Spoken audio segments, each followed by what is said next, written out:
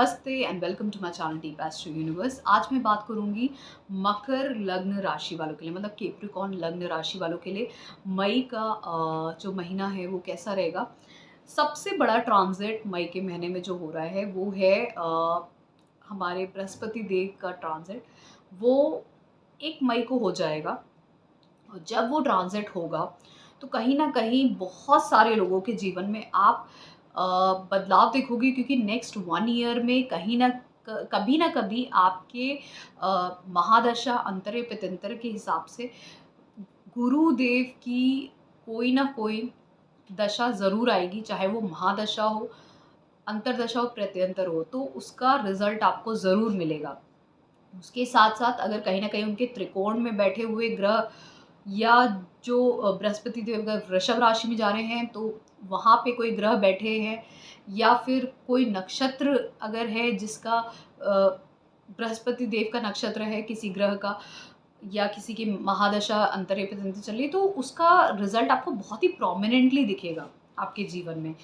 लेकिन ये जो बड़े ग्रह होते हैं इनका रिजल्ट आपको पता ज़रूर चलता है, क्योंकि थोड़ा बहुत इफ़ेक्ट उनका रहता है। जैसे शनि देव का 2.5 साल का इफ़ेक्ट, और राहु केतु का 1.5 साल का, इसी तरीके से बृहस्पति देव का 1 साल 13 महीने, कभी कभार आगे पीछे होता रहता है इतना, लेकिन मिन एवरेज 1 साल का रिजल्ट ज़रूर रहता है इनका। तो अब बृहस्पति देव वृषभ राशि में जा रहे हैं आपके पंचम भाव में। ये बहुत अच्छा प्लेसमेंट है बृहस्पति देव के लिए। अगर मैं बृहस्पति देव से जो ग्रहों की युति होगी उसकी बात करूं, तो बृहस्पति देव की युति एक आपके शुक्र देव के साथ भी होगी, जो 19 मई से होगी, क्योंकि शुक्र देव उससे पहले 19 मई से पहले मेष राशि में एरीज साइन में होंगे। वहाँ पे उनकी युति सूर्य देव के साथ होगी और साथ में बुध देव के साथ होगी। तो ये जो युति होगी ये बुध आदित्य योग भी फॉर्म करेगी और साथ में एक धन योग भी फॉर्म करेगी, जो चौथे भाव में आप देखोगे। और क्योंकि ये चौथे भाव में आएगा तो कहीं ना कहीं अगर मैं शुक्रदेव की बात करूं तो शुक्रदेव आपके पंचम भाव के और आपके दसम भाव के मालिक हैं, जो चौथे भाव में जाएंगे। और साथ ही में सूर्य देव जो आपके अष्टम भाव के मालिक हैं, और बुध देव जो आपके छठे और नवम भाव के मालिक हैं। तो ये कहीं ना कहीं आपके कार्य क्षेत्र से जुड़ा हुआ, और आपके बच्चों, अगर आपके बच्चे हैं, या एजुकेशन, या आप किसी क्रिएटिव फील्ड में हो, या किसी प्रोडक्ट सेलिंग फील्ड में हो, आईटी सेक्टर में हो, ट्रेडिंग में हो, इन सभी कार्य क्षेत्रों में आप एक बदलाव देखोगे, एक ट्रांसफॉर्मेशन देखोगे सडनली। और वो जो ट्रांसफॉर्मेशन है वो आपके सडन घर में बदलाव लेके आएगा। हो सकता है आपको क्विकली घर बदलना पड़े किसी वजह से, क्योंकि आपका कार्य क्षेत्र ऐसा बदलाव आया है कि आपको कहीं और जाना है, या फिर आपने सडनली अपना खुद ही घर बदल लिया, या आपने कुछ रेनोवेशन कर दिया, कुछ भी, या आपने अपने कंफर्ट के लिए, क्योंकि अब आपका हर चीज़ की युति हो रही है, आपका स्टेटस है, सब कुछ है, आपके पास धन है, तो हो सकता है आपने अपने लिए कोई नई वाहन लेने का सोचा, क्योंकि कहीं ना कहीं ये जो युति है ये एक धन योग भी बना रही है, बुधादित्य योग भी बना रही है। तो ये आपके चौथे भाव में आपके कंफर्ट्स को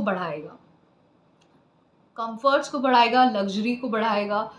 आप अपने लिए कुछ भी घर या कोई व्हीकल या कुछ भी छोटी मोटी चीज़ अपने घर के लिए करना, ये सब चीज़ें अपने कंफर्ट के लिए करना, इस तरीके की चीज़ें कर सकते हो।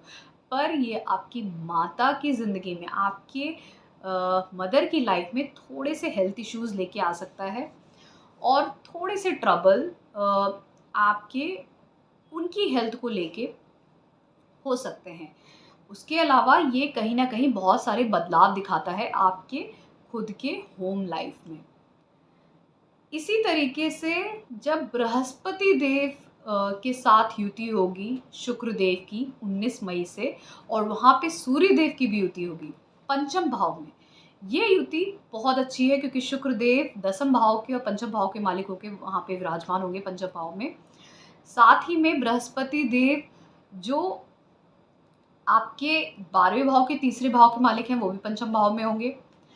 उसी तरह सूर्यदेव जो आपके अष्टम भाव के मालिक हैं। तो मैंने बोला ये बदलाव का टाइम है आपके करियर में, कार्य क्षेत्र में, आपके बच्चों की ज़िंदगी में भी ये बदलाव का टाइम है और सडनली बदलाव होंगे और ये बदलाव होंगे, स्टेटस राइज़ कर सकता है या कुछ भी ऐसा बदलाव होना जिसकी वजह से आपको हो सकता है, अगर अच्छा हुआ ये युति का बिहेवियर, क्योंकि आपकी कुंडली में भी ये क्या महादशा अंतर प्रत्यंतर चल रहा है, तो ये आपको विदेश ले जा सकता है या अपने घर से दूर कुछ कार्य को लेके आपके बच्चों को भी दूर लेके जा सकता है साथ में।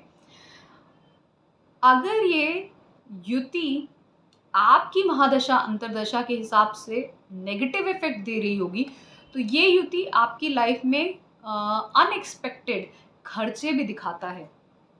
वो भी आपके बच्चों से जुड़े हो सकते हैं या आपके खुद का ही करियर में लॉसेस होना, इस तरीके की चीज़ें भी दिखाता है।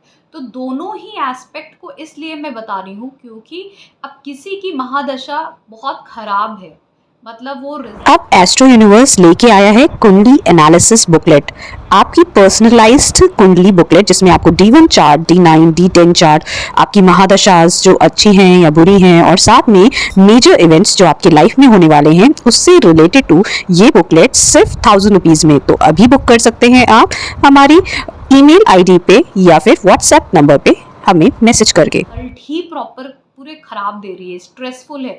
तो वो ये युति जो पॉजिटिव युति है ना, और क्योंकि जुड़ाव अब 12वें घर का भी हुआ है, तो 12वां घर लॉसेस, अगर वो फॉरेन कनेक्शन करवाती है तो लॉसेस भी करते हैं, और लॉसेस हर तरीके के होते हैं, पैसे के, टाइम का, एनर्जी का। इवन अगर किसी को टेंशन, एंग्जाइटी और गुस्सा भी आता है तो वो 12वां घर ही एक्टिव होता है, तभी आता है। अष्टम भाव एक्टिव होता है तो ही गुस्सा, क्रोध, एंग्जाइटी, टेंशन आती है। छठा भाव भी गुस्सा, क्रोध, लड़ाई झगड़ा और मारपीट, ये सब जो चीज़ें हैं ना, ये छठा घर। तो ये 3 हाउसेस जब एक्टिवेट होते हैं तो कहीं न कहीं आपका क्रोध का बढ़ना भी होता है। ये सब चीज़ें बहुत इम्पॉर्टेंट हैं समझने के लिए कि आपकी महादशा में कौन से ग्रह एक्टिव हैं और कौन से घर एक्टिव हैं। कहीं ऐसा तो नहीं कि ये जो युति है वो नेगेटिव इफ़ेक्ट देगी। तो इसलिए इस चीज़ को बताना बहुत ज़रूरी है कि क्या पॉज़िटिव हो सकता है, क्या नेगेटिव हो सकता है। फिर उसके साथ-साथ अगर मैं मंगल देव की बात करूँ, वो मीन राशि में होंगे और मीन राशि में मंगल देव आपके तीसरे भाव में, तीसरे भाव के मंगल देव वो भी अपने मित्रगत राशि में बहुत अच्छा प्रभाव देते हैं। वहाँ पे राहु के साथ भी युति होगी।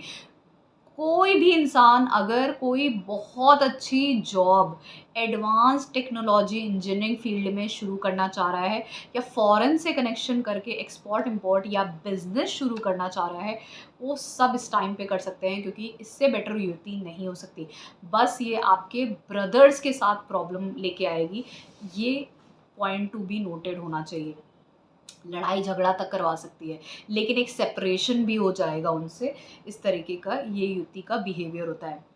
इवन अगर कि कहीं पे प्रॉपर्टी रिलेटेड इश्यूज़ चल रहे हैं किसी के घर में, किसी आपके एंसेस्टर्स की प्रॉपर्टी रिलेटेड इश्यूज़ हैं या प्रॉपर्टी का कुछ प्रॉब्लम है या प्रॉपर्टी से जुड़े हुए कोई काम है, वो इस टाइम पे इनिशिएट हो सकते हैं और उसमें सफलता मिल सकती है क्योंकि ये युति आपको इसके लिए भी कहीं न कहीं धन लाभ कराने के लिए प्रेरित करेगी वहाँ से।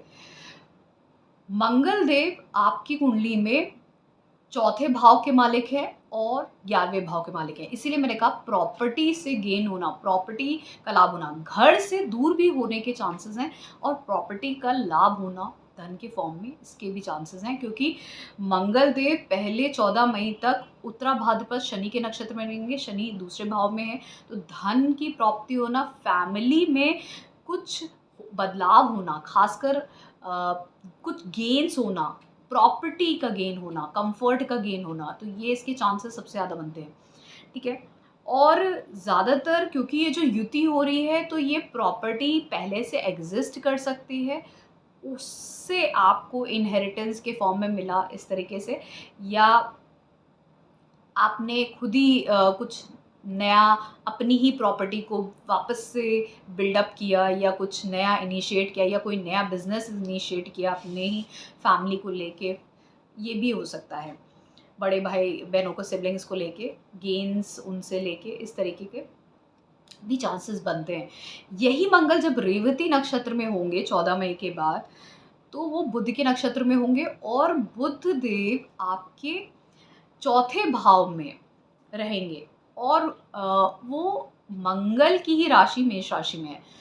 तो ये बहुत स्ट्रॉन्ग इंडिकेशन है कि अगर आप बिजनेस शुरू करना चाहते हैं, मैनेजमेंट की फील्ड में कुछ नया जाना करना चाहते हैं, इवन अगर प्रॉपर्टी, रियल एस्टेट, ट्रेडिंग से जुड़े हुए काम करना चाहते हैं, ये सारे काम आपके इस टाइम पे हो पाएंगे।